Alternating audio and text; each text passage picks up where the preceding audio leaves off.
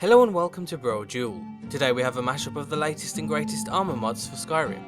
After digging through the countless bikinis, miniskirts and frilly dresses, we've managed to find 6 new armor mods that work for both genders and all races. We've even managed to get a good mix of styles, including light and heavy, as well as early and late game options. To kick things off, let's start with the only set that also comes with a matching weapon, and that's the Resplendent Armor and Greatsword. Heavily inspired by Dark Souls, this late game armor set is one of today's 2 mods that utilises HDT physics. HDT allows for authors to apply the game's existing physics engine to certain parts of their mod, whether it's flowing hair, bouncing tentacles, or in this case, a flowing cloak. The Resplendent Armor comes in several different variants that differ in both stats and appearance. There's a light plated version coming with a golden finish and also in 4 different colours for the cloak. And then there's a tarnished version which offers a darker, more worn version of the armour, coming with an unfinished metal plate and a tattered blue or red cloak. The original version of the armour, in both enchanted and enchanted forms, can be crafted at any forge.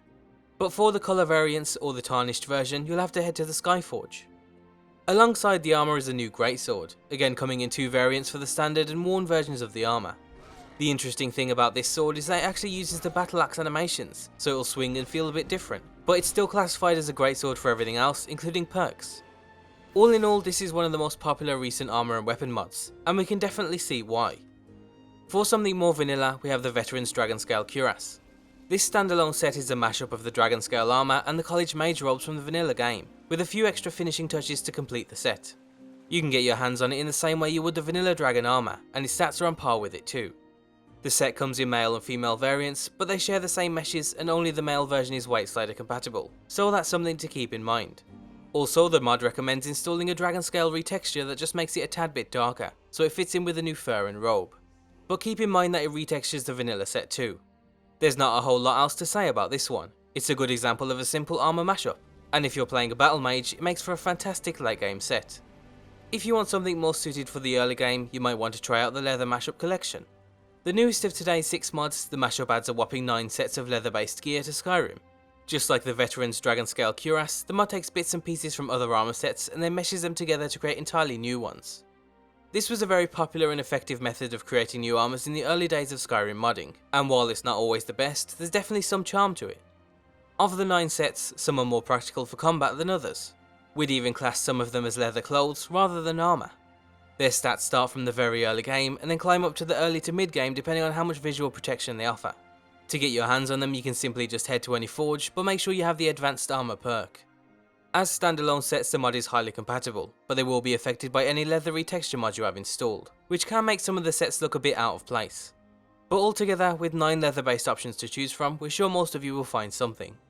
Stepping away from the vanilla sets, we have another armor inspired by a third party game, this time The Witcher 3. The Grandmaster Ursine armor offers an extremely customizable late game set with an optional HDT add-on. It also comes with dozens of optional pieces, including pauldrons of varying sizes to a classic Witcher pendant. Then to top it all off, there are 10 different colour options to choose from. To get your hands on the base set, you'll first need to get your hands on the schematic, which can be found in 3 separate hidden locations. Once you have it, it'll unlock all of the recipes for every piece of the set, including all of the optional pieces. To change the set's colour, you'll then need to head to the new dye workbench, which can be found in all of the major cities and at every guild headquarters. From here you'll be able to craft 10 different dyes, as well as a dye remover so you can wash off a colour and apply a new one. The set just looks fantastic, and it can be as cluttered or as plain as you like. The use of a schematic helps avoid menu spam, and the optional HDT offers a nice finishing touch. All in all, a great example of a third-party armor being integrated into Skyrim. And finally, today's last mod isn't really an armor set but more of an armor add-on. We're also not entirely sure how we feel about this one, but thought it was worth sharing anyway. The FurArmor mod offers several armor pieces and add-ons to the game. That can either replace your gloves, boots and helmet, or offer other pieces to place on top of your existing set. This includes relatively normal pieces like a throw over and a shoulder cape to more unique items like earmuffs and a coat. The mod is definitely a bit out there, and I think it was originally Japanese, so when I tell you the mod also adds an optional leopard print, it shouldn't come as too much of a surprise. Despite the oddities, we think the FurArmor might have its place. On top of the right set, or in the right conditions, the extra pieces can look fantastic. The muddy white version in particular looks great in snowstorms or when scaling a mountain. The black pieces also go well with the Ursine set, which already had small pieces of its own fur. The only way to get the pieces is by using console commands, and they're numbered 1 to 6. If it was integrated properly, with only the core pieces included with proper names and crafting recipes, And then maybe if it also came with support for Frostfall or Wet and Cold, then maybe we'd give it a go.